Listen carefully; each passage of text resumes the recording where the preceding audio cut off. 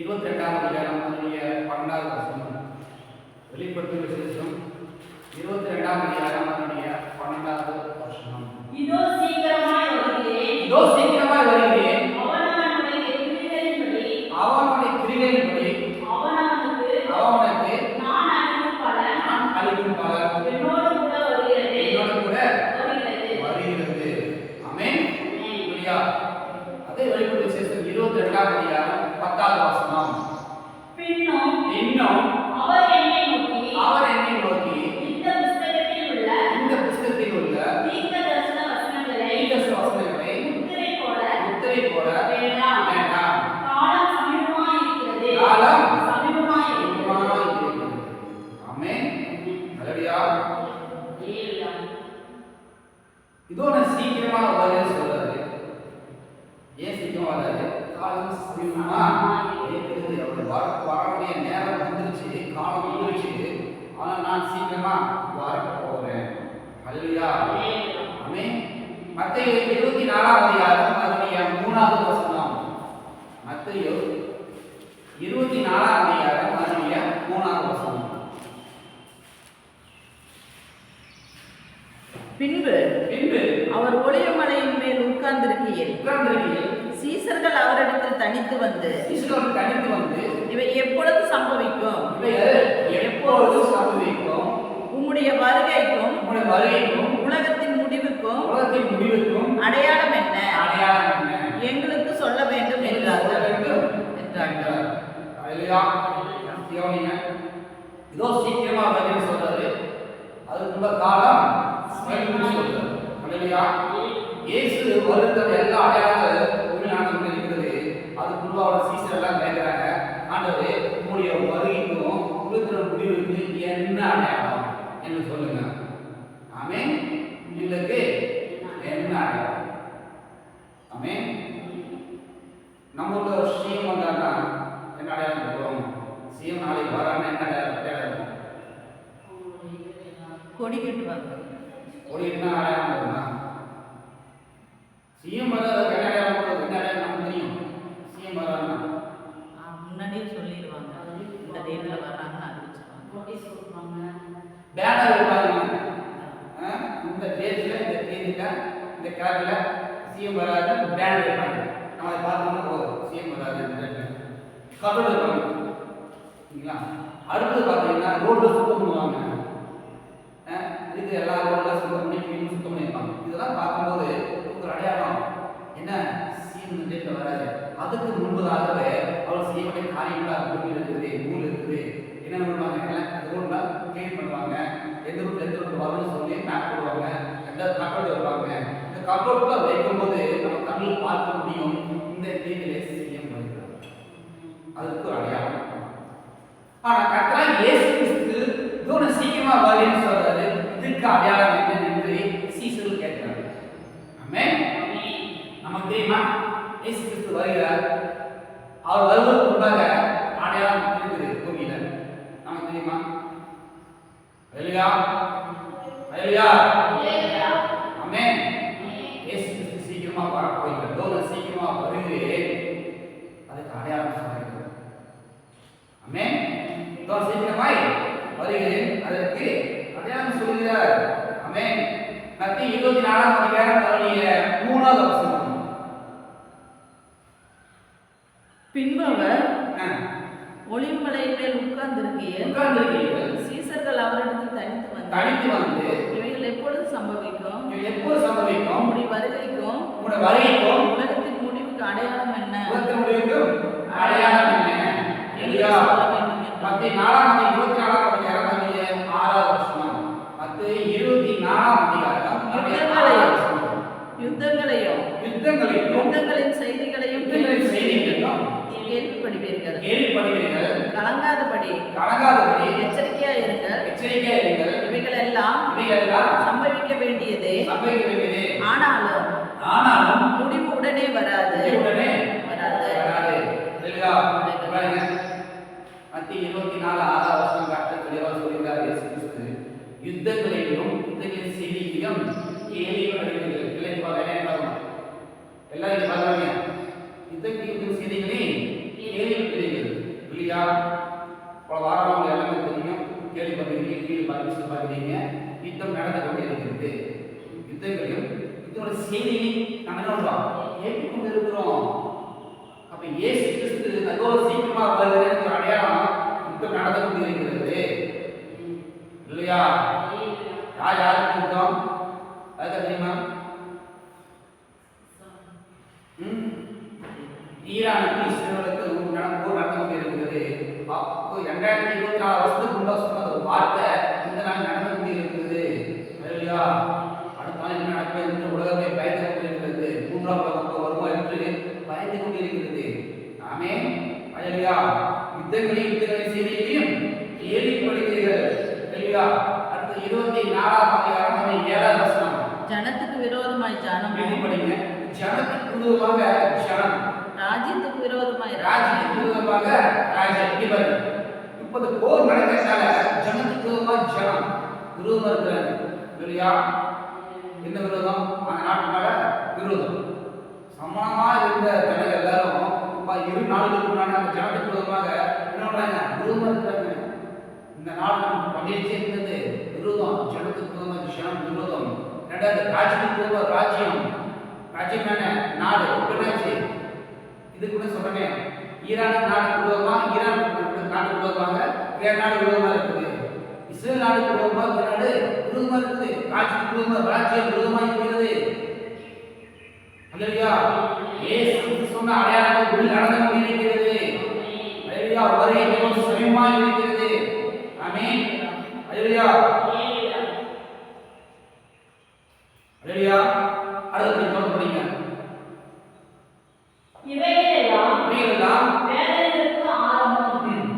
அப்பொழுது உங்களை உபத்திரவங்களுக்கு ஒப்பு கொடுத்து உங்களை கொலை செய்வார்கள்.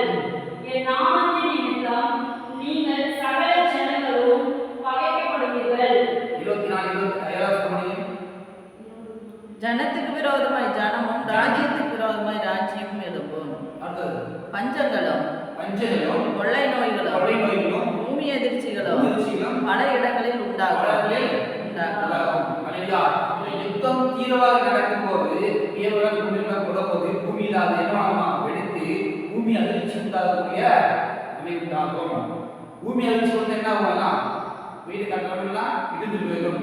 பொருளாதாரம் இருக்கும். பொருளாதாரம் என்ன ஆகும்? பஞ்சம் வரும், கொள்ளைகள் வரும்.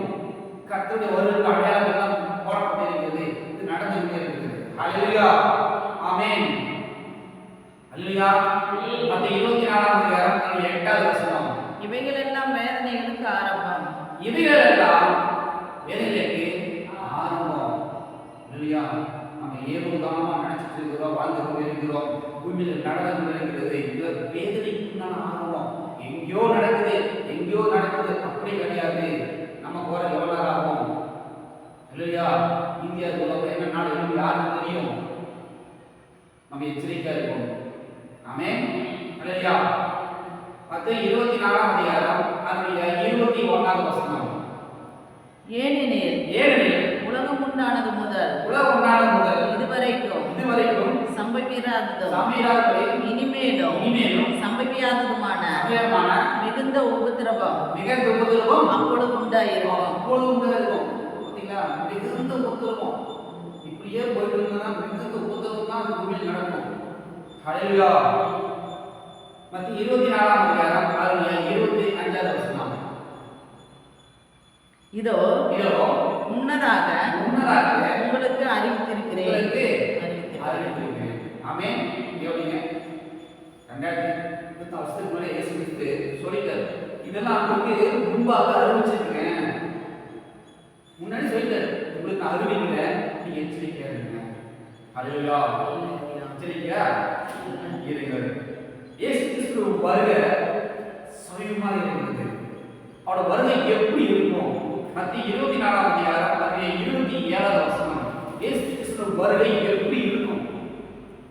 மின்னல் கிழக்கிலிருந்து தோன்றி மேற்கு வரைக்கும் பிரகாசிக்கிறது போல மனுஷகுமாரனுடைய வருகை இருக்கும். ஆமென். இயேசு கிறிஸ்து வருகை எப்படி இருக்கும்? மின்னல் போல ஒரு செகண்டா இயேசு வருகை வந்து போயிருக்கு. ஹalleluya. அப்படிப்பட்ட வருகை இயேசு கிறிஸ்துவாக இருக்கிறார். ஆமென். ஹalleluya. மத்தேயு 24ஆம் அதிகாரம் 33ஆவது வசனம். அப்படியே இவைகள் எல்லாம் நீங்கள் காணும்போது அவர் சமீபமாய் வாசல் அருகே வந்து இருக்கிறார் என்று அறியுங்கள். இல்லையா? இதெல்லாம் என்ன பண்ணுமா? கண்ணில் காண்கிறோம். காணும்போது இயேசு கிறிஸ்து வருகை மிகவும் சமீபமாய் இருக்கிறது. அவர் வாசல் அருகே வந்து இருக்கிறார். நம்ம அறிந்து கொள்ளணும்னு சொல்றது. இல்லையா? நம்ம எல்லாம் கண்டு காணாம இருந்தோம்னா இயேசு கிறிஸ்து வருகை சமீபமா இருக்கிறது அறிந்து நம்ம எப்படி இருக்கிறோமா? நிர்விசாரமா இருக்கிறோம். இல்லையா? ஆமென். சரி, எதற்கு இயேசு கிறிஸ்து சீக்கிரமா வருகை சொன்னார்? தெரியுமா? நீங்களா சொல்லுங்க. 7ஆம் மாசம் 28ஆம் தேதி 2024 அன்று இதே வார்த்தை ஆவியானவர் உங்களோட பேச சொன்னார். நாம இல்ல போன மாசமே 7ஆம் மாசம் 28ஆம் தேதி இதே வார்த்தை இவ்வளோ சீக்கிரமா வருகிறது என்று ஆவியானவர் உங்களோட பேசினார். ஹalleluya. அதுல சில வார்த்தையை சுருக்கமாக சொல்லிக்கொண்டு அதை தொடர்ந்து வார்த்தை 2வது பகுதியாக இவ்வளோ சீக்கிரமா வருகிறது என்று இந்த நாள் எங்களோட பேச ஆவியானவர் உங்களுக்கு உதவி செய்வாராக. ஹalleluya. ஆமென். ஆமென். அப்ப என்ன பேசணும்? இவ்வளோ சீக்கிரமா வருகிறது சொன்னோம். ஒரு பைக் கர்த்தராகிய இயேசு கிறிஸ்து சீக்கிரமா வருகிறது. சீக்கிரமா வருகிறது. மனவாட்டிய இயேசு கிறிஸ்து மனவாட்டிய நம்மை ஆயத்தப்படுத்தி கூட்டிக் கொண்டு போக முடியாத சீக்கிரமா ஆட்டுக்குட்டியோட கல்யாணத்துக்கு மனவாட்டியை நம்மளை ஆயத்தப்படுத்தி பெண்பஸ்தல் கருத்தி கொண்டு நம்மளை பலவத்தை கூட்டிக் கொண்டு போக முடியாத, கல்யாணத்துக்கு கூட்டிக் கொண்டு போக முடியாத, நம்மளை ஆயத்தப்படுத்த முடியாத இதோடு சீக்கிரமா வருகிறேன் என்று சொன்னார். ஆமென். அதை தொடர்ந்து இப்போது நம்ம பார்ப்போம். ஹalleluya. ஆமென். மத்தேயு 25ஆம் அதிகாரம் 19வது வசனம். மத்தேயு 25ஆம் அதிகாரம் 19வது வசனம். கர்த்தராகிய இயேசு கிறிஸ்து இதோ சீக்கிரமா வருகிறேன்னு சொன்னார். அவர் எதற்கு சீக்கிரமா வருகிறார் என்று 2வது பகுதியை பார்க்கலாம். வெகு காலமான பின்பு அந்த ஊழியக்காரருடைய எஜமான் திரும்பி வந்து அவர்களிடத்து கணக்கு கேட்டான். ஹalleluya. கர்த்தராகிய இயேசு கிறிஸ்து திரும்பி வரப்போகிறார். சீக்கிரமா வருன்னு சொல்றது. அவர் எதற்கு வர்றாருன்னா 2வது பகுதியில நம்மளுடைய கணக்கு கேட்டார். இங்க பாருங்க, இது பாருங்க, நம்மளுக்குள்ள கணக்கு கேட்பார். என்ன கணக்கு? பாருங்க, என்ன கணக்கு கேட்பார்? இவ்வளவு சீக்கிரமா வருகிறேன், மனவாட்டியை விட்டு நான் அழைத்து கொண்டு போகிற வராது. இவ்வளவு சீக்கிரமா வருகிறேன், இந்த பகுதியில உங்களுக்கு நான் கணக்கு கேட்பேன். உங்களுக்கு நான் கணக்கு கேட்பேன். ஹalleluya. ஹalleluya. ஆமென்.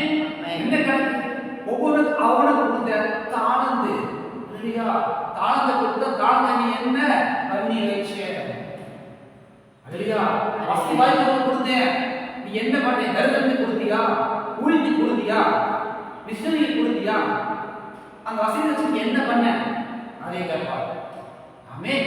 சுவிசேஷ ஊழியத்தை கொடுத்து ஆத்மாவை சுவிசேஷம் சொன்னேன்.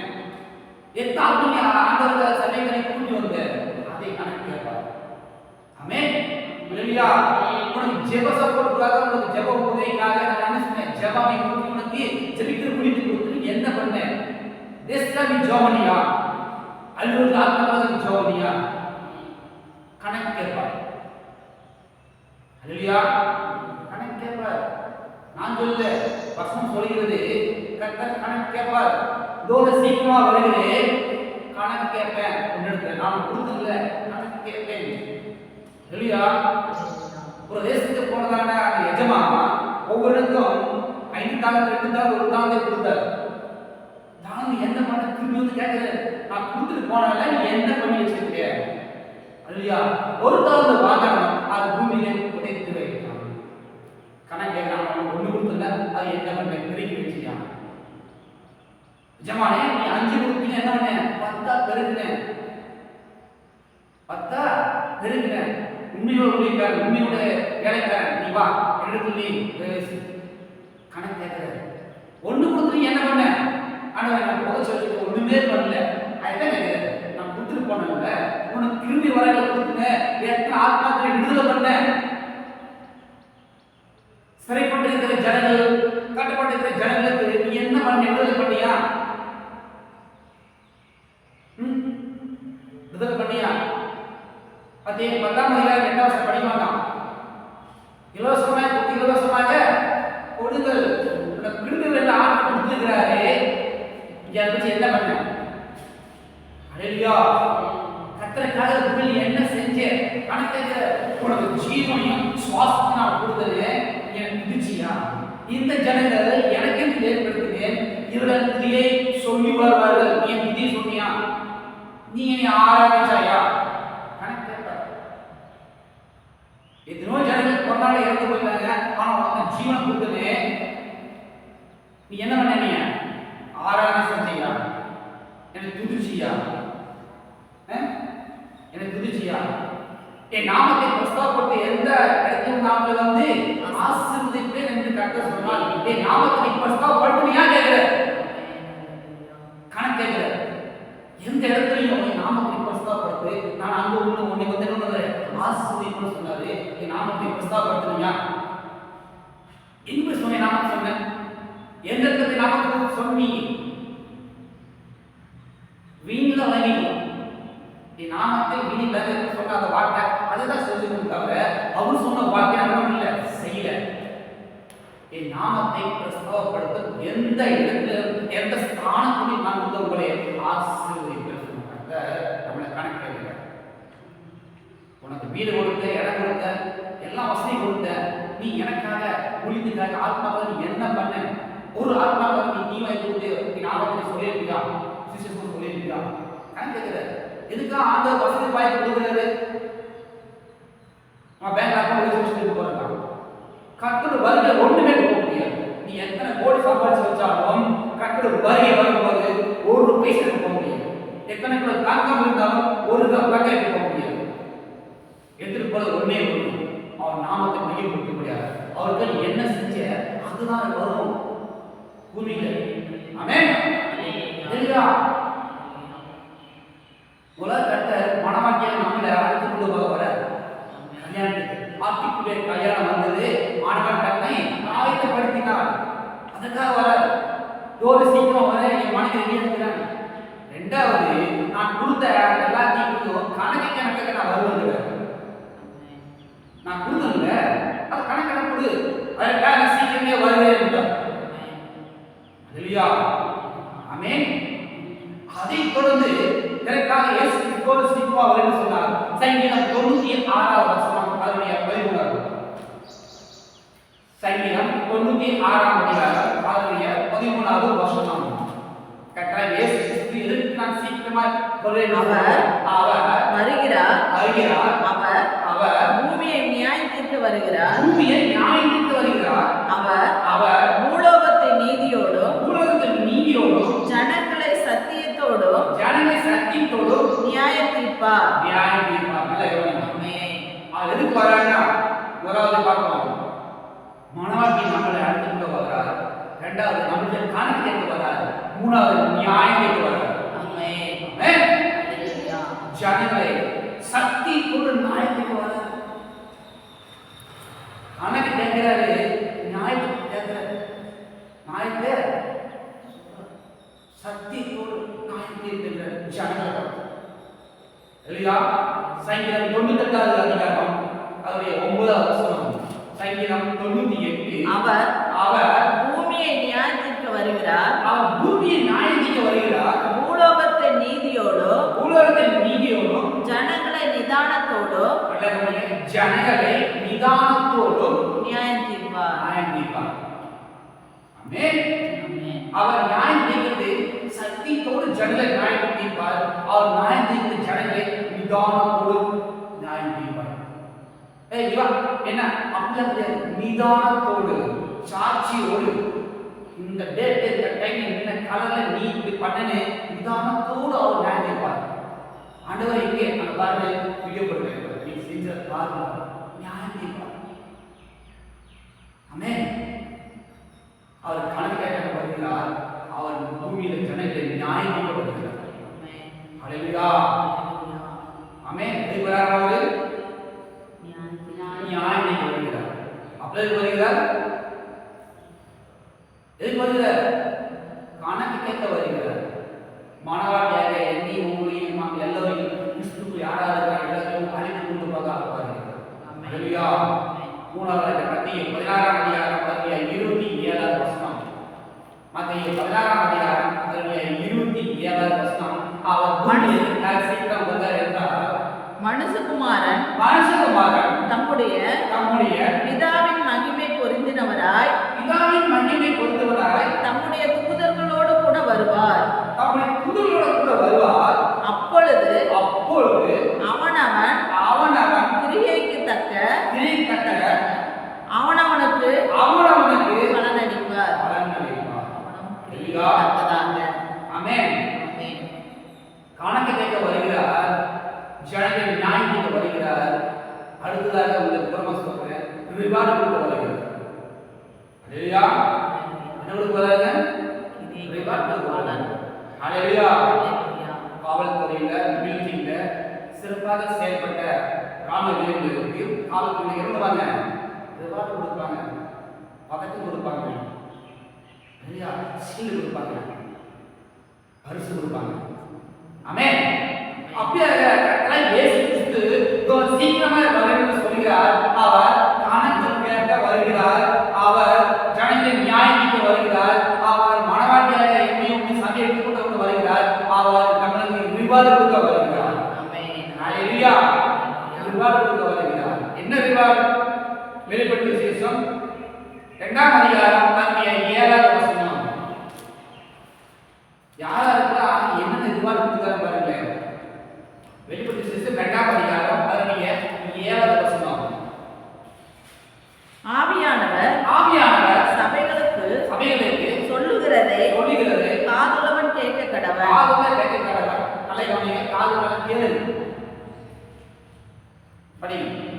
ஜெயம் கொள்ளுகிறவன் எவனோ அவனுக்கு தேவனுடைய பரதீசியின் மத்தியில் இருக்கிற ஜீவ விருட்சகத்தின் கனியை புசிக்க கொடுப்பேன் என்று எழுது.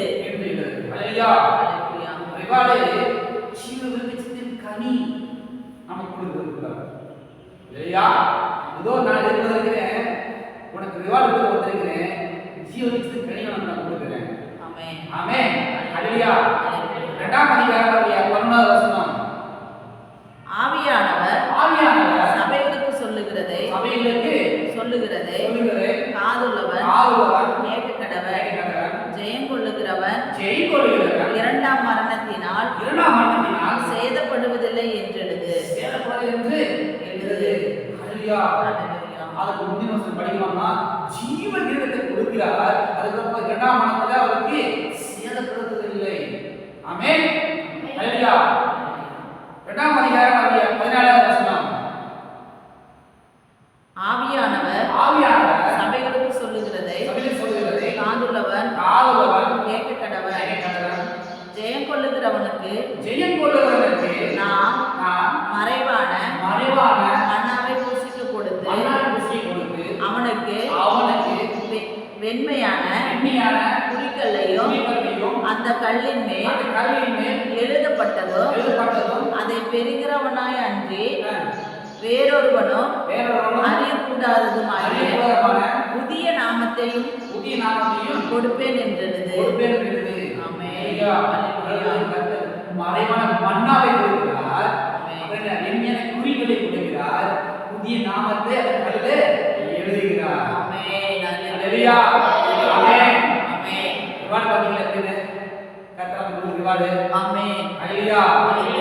வேற வாங்கிக்கிறீங்களா? வெளிப்படுத்தின விசேஷம் 2ஆம் அதிகாரம் 26வது வசனம். வெளிப்படுத்தின விசேஷம் 2ஆம் அதிகாரம் ஜெயம் கொண்டு முடிவு பரியந்தம் என் கிரியைகளை கைக்கொள்கிறவன் அவனோ அவனுக்கு நான் என் பிதாவினிடத்தில் அதிகாரம் பெற்றது போல ஜாதிகள் மேல் அதிகாரம் கொடுப்பேன். ஆமென்.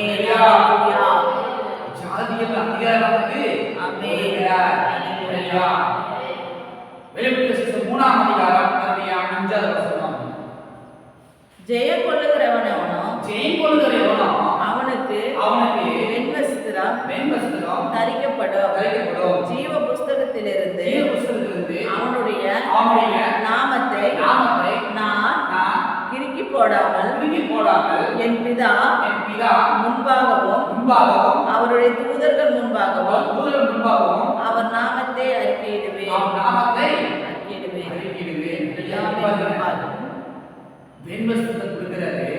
பிதாவுக்கு முன்பாக தூதருக்கு முன்பாக கோடி முன்பாக நாமத்தின் அறிக்கையில பேர் சொல்லி கூப்பிடுவேன் அப்படிங்கிறார். சரியா?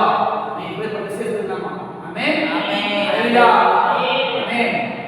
வெளிப்படுத்தின விசேஷம் 3ஆம் அதிகாரம் அதுல 12வது வசனம். ஜெயம் கொள்ளுகிறவன் எவனோ அவனை என் தேவனுடைய ஆலயத்திலே தூணாக்குவேன். சரியா? தேவனுடைய ஆலயத்திலே தூண் சொல்றோம்ல, இதுதான் எதுக்கு தூணுங்க சொல்றோமா? இவனுக்கு உயர்ந்த காரியமா இவனுக்கு தூண் சொல்றோமா? இந்த மாதிரி தேவனுடைய ஆலயத்திலே நம்ம எப்படி செய்யறோமா? தூணாக இருக்கிறோம். ஆமென். ஆமென். 3ஆம் அதிகாரம் 21வது வசனம். நான் ஜெயம் கொண்டு என் பிதாவினுடைய சிங்காசனத்திலே அவரோடு கூட உட்கார்ந்தது போல ஜெயம் கொள்ளுகிறவன் எவனோ அவனும் என்னுடைய சிங்காசனத்தில் என்னோடு கூட உட்காரும்படி அருள் செய்வேன்.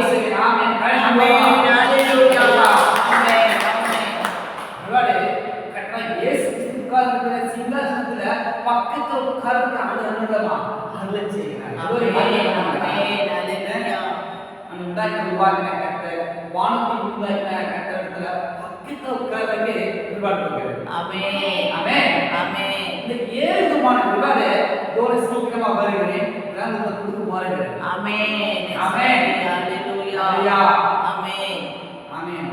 இந்த வாரா செய்தி தலைப்பு வேற எழுதுது. ஆனா ஆண்டவர் தோற சீக்கிரமா வருது. பாட்டு 2வது பத்தியாக இதெல்லாம் சொல்லுறேன். நண்பன் போறேன் கொடுக்க போறேன். கணக்கு கேட்க போறேன். எச்சரிக்கையா இருக்கேன்.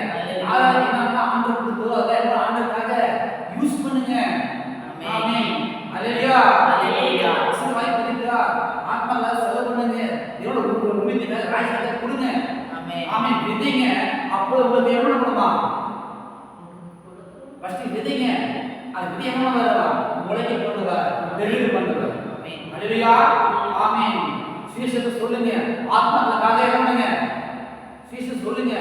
விதையை தூக்கி அறுவடை செய்யுங்க. கர்த்தர் பலனளிப்பார். அல்லேலூயா. எதுக்கு நான் சீக்கிரமா வரேன்? உங்களுக்கு நான் ரிவார்டு கொடுக்க வரேன். எதுக்கு நான் சீக்கிரமா வரேன்? ஜனங்களுக்கு நியாயம் செய்ய வரேன். எதுக்கு நான் சீக்கிரமா வரேன்? உங்களுக்கு நான் கொடுத்ததை கணக்கு கேட்க வரேன். அல்லேலூயா. ஆமென். எதுக்கு நான் சீக்கிரமா வரேன்? உனக்கு ஜீவனை கொடுத்துருக்கிறேன், உனக்கு சுவாசத்தை கொடுத்துருக்கிறேன், எல்லாத்துக்கும் உனக்கு பாதுகாப்பு கொடுக்குறேன். அதுக்கு நான் கணக்கு கேட்பேன். எப்படி உதாரணம் சொல்றாரு? இதெல்லாம் சுவிசேஷத்தை சொல்றதுக்கு இன்னொன்று சுவிசேஷத்தை கொடுத்தாரு, பணத்தை கொடுத்தா எல்லாம் கொடுத்தாரு. ஆனா அவனுக்கு ஜீவனை கொடுத்துருக்கிறல்ல, சுவாசம் கொடுத்துருக்குல்ல, அதுக்கு கணக்கு கேட்கிறாரு. ஆவியானவர் பேரை கொடுக்கிறார். இந்த கணக்கே உனக்கு ஜீவனை கொடுத்தேன், சுவாசத்தை கொடுத்தேன், அதுக்கே கணக்கே வராது. நீ உயிரோடு இருந்து என்ன பண்ண கேட்கிற? அப்படியே சாட்சி நாள் வருகிறது. நீ உயிரோடு இருந்து எப்போது துன்பப்பட்டிருக்க, எத்தனை பேர் நீ அழகு வச்சிருக்க, என்னென்ன பண்ணிருக்க, அதுக்கெல்லாம் கணக்கு கேட்கிறார். நீ உயிரோடு எனக்கு செய்ய வேண்டிய காரியத்தை நீ உயிரோட மக்கள் துன்பப்படுறதுதான் அதிகம். விருதி காய்ப்பார் பாரு எனக்கா மட்டுமதா. ஆமென். நீ ஜீவோடு எந்த பிரயோஜனம்? கணக்கு என்னென்ன பண்ண கணக்கு கேட்பார். அந்த நான் தசமா கொடுத்தாங்க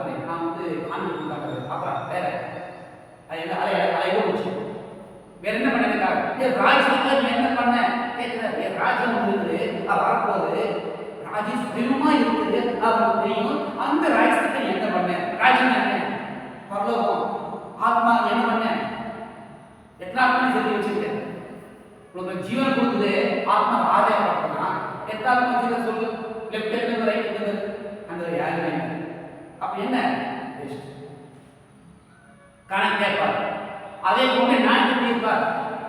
அவர் சொல்றாரு, உன் சொல்லே நான் நாயத்தை தீர்க்கிறேன் அப்படின்னு என்னோட காலத்தை பிரார்த்தல நீ வட்டி காலத்தை வச்சிருந்தா நான் வந்து வச்சிருப்பேன், காசு காலத்தை நீ வச்சிருந்தா நான் வந்து இருப்பேன், வட்டியோடு வாங்கியிருப்பேன் அப்படிங்கிறது. நம்ம என்ன சொல்றோம் அதே ஆர்டர் புரிச்சுக்கிற நாயத்தை கேட்பார். ஆமே கொடுத்த ராத்தை நீ காசு காலம் கொடுத்து வச்சிருந்தீங்கன்னா நான் வந்து வாங்கியிருப்பேன்ல அப்படிங்கிறது. இல்லையா? இந்த 7 விதமான ரிவார்டு வாங்குவதற்கு நம்ம என்ன செய்ய வேண்டும்? ஆமே இல்லையா? ஒரு பதக்கம் வாங்கணும், ஓட்டப்பந்தய பதக்கம் வாங்கணும், கப்பு வாங்கணும், என்ன பண்ணுவோம்? கண்ணியமாக செய்திகள் எல்லாம் பண்ணுவோம். அதெல்லாம் இல்லை. கட்ட சொல்கிறார் 7 ரிவார்டு வாங்கணும், நான் சொல்றேன், அதை நீ செய்கிறார்.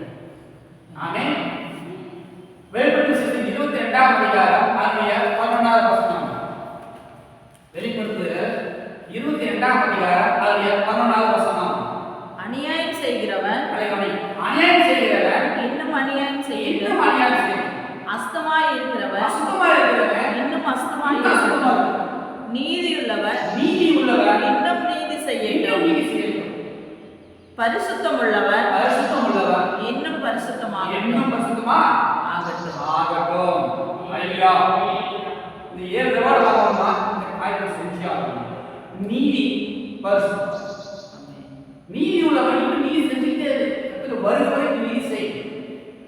ஆமென். பரிசுத்தமா இருக்கிறவன் கர்த்தர் வருகிற வரைக்கும் ஆத்மா சரிந்த குற்றம் குற்றலாக பரிசுத்தமாக நினைவனே இரு. ஹல்லேலூயா. வருகிற வரைக்கும் இரு. இந்த ரிவார்டு. ஆமென். நான் சீக்கிரமாய் வருகிறேன். அவனவனுடைய கிரியைகளின்படி அவனவனுக்கு நான் அளிக்கும் பலன் என்னோடு கூட வருகிறது. அந்த இவ்வாறு எதுக்கு வருதுன்னா கிரியைக்கு தக்கதாக அவனுக்காக கொடுக்கிறார். இவ்வாறு எப்படி கிடைக்குது? கிரியை தக்கதாக. என்ன கிரியை? நீதி பரிசுத்தம். நீதி பரிசுத்தமா இருந்தா இவ்வாறு கிடைக்கும். மேல் சொல்லப்பட்ட வார்த்தை இருந்தா கிடைக்காது. எப்படி? அநியாயம் அசுத்தம் இவரை விட்டு நம்ம விலகி நீதி உள்ள வாழ்க்கையும் பரிசுத்தம் உள்ள வாழ்க்கை வாழ்ந்தால் நமக்கு இந்த 2 ரிவார்டு கிடைக்கும். அதுதான் போட்டு ரொம்ப பண்ணாடா. நீதியா இரு, உண்மையா இரு, பரிசுத்தமா இரு. ஆமென். பரிசுத்த அலங்காரத்தோட அவரை தொழுது கொள்ளுங்கள். நான் பரிசுத்தராக இருக்கிறேன், நான் பரிசுத்தராக இருக்கிறேன். அவசியங்கள்ல பரிசுத்தராக இருக்கிறேன். சரியா? வேதத்திலே ரொம்ப முக்கியமான ஒண்ணே பரிசுத்தம். ஆமென். பரிசுத்தத்தை நான் செய்யறது எதுக்கும் இல்லை. நீ டாடா பிர்லாவா அம்பானியா தேவையாது. நான் பரிசுத்தத்தை வச்சுக்கிறேன். நீ பரிசுத்த ஜாதிங்களே.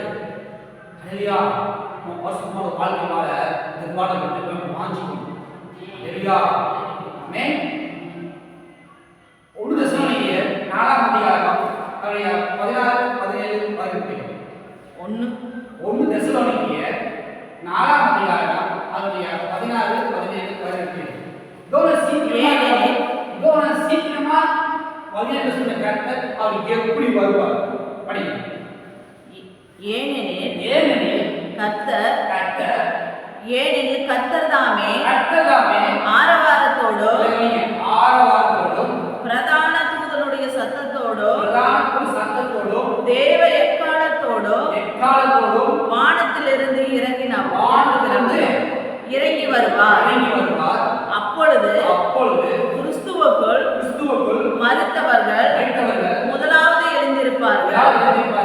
பின்பு உயிரோடு இருக்கிற நாமும் கர்த்தருக்கு எதிர்கொண்டு போக மேகங்களின் மேல் அவர்களோடு கூட ஆகாயத்தில் எடுத்துக்கொள்ளப்பட்டு இவ்விதமாய் எப்பொழுதும் கர்த்தருடனே கூட இருப்போம். ஹல்லேலூயா. அது வரத பார்த்தீங்கன்னா ஆரவாரத்தோடு எக்கால சத்தத்தோடு குதிரோடு அவர் பூமியிலே இறங்கி வருவார். இல்லையா? இதாவது மகிமையோட வருவார். நம்ம எதை எடுத்துக்கொள்ளப்படுவார். அதுக்காக வாரவா என்ன பண்ணணும்? கற்ற வார்த்தை சொல்லி கொண்டிருக்கிறோம். சபைக்கு வாரவா வர காரணம் என்ன? இதற்காகத்தான். ஆமென். ஆமென். இல்லையா? எக்கால சத்தத்தோடு இயேசு கிறிஸ்து பூமியில வரும்போது நாம் எடுத்துக்கொள்ளப்படும். சபை எடுத்துக்கொள்ளப்படும். அல்லையா? பூமியிலிருந்து சபையிலிருந்து பரலோகத்துக்கு எடுத்துக்கொள்ளப்படுவோம். ஆமென். ஹalleluya. ஆமென். அப்ப நம்ம என்ன பண்ணணும்? கர்த்தர் இயேசு கிறிஸ்து மனவாள இயேசு கிறிஸ்து அவர் பரலோகத்திலிருந்து வானத்திலிருந்து பூமிக்கு இறங்க வருகிறார். அந்த இறங்கி வருகிற காலம் நமக்கு தெரியுமா? இந்த நாள்ல வருவார் தெரியுமா? தெரியாது. இல்லையா? அது யாருக்குமே தெரியாது. பிதாவை ஒருவரை தவிர யாருக்குமே தெரியாது. இயேசு கிறிஸ்துவுக்கு தெரியாது. இவர் மட்டும் தெரியும். அல்லேலூயா. அவர் மட்டும்தான் தெரியும். இல்லையா? அந்த 24ஆம் அதிகாரம் 44வது வசனம். அந்த 24ஆம் அதிகாரம் 44வது வசனம். நீங்கள் நினையாத நாளிலே மனுஷகுமாரன் வருவார். ஆதலால் நீங்களும் ஆயத்தமாய் இருங்கள். ஆவியான சாமி சொல்ற வார்த்தை, நீங்களும் ஆயத்தமா இருக்கணும். ஏன் ஆயத்தமா இருக்கணும்? அவன் எப்போ வரனே தெரியாது. எப்போ வர வருவது உண்மையான நாளிலே நிமிட செகண்ட்ல கூட வருவது தெரியாது. அதனால நாம ஆயத்தமா இருக்கணும். ஆமென். ஒரு சீக்கிரம் வருகிறது. நீங்க ஆயத்தமா இருக்கணும். எல்லாம் எழுதிட்டோம்.